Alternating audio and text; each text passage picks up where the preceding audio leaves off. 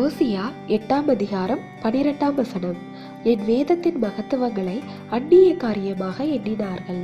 கிறிஸ்துவுக்குள் அன்பானவர்களே, இன்று அநேகருடைய இல்லங்களில் வேதாகமம் இருக்கின்றது.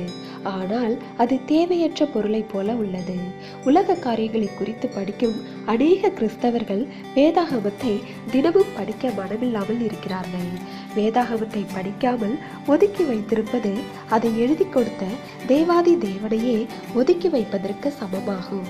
மேலும் நமக்கு தேவையான அனைத்தையும் பெற்றிருந்தாலும் வேதமும் அதை தந்த தேவனும் நமக்கு மிக மிக தேவை. அந்த தேவையை இன்று உணரவில்லை என்றால் அதை உணர்கின்ற வேலை ஒரு நாள் நிச்சயம் வரும்.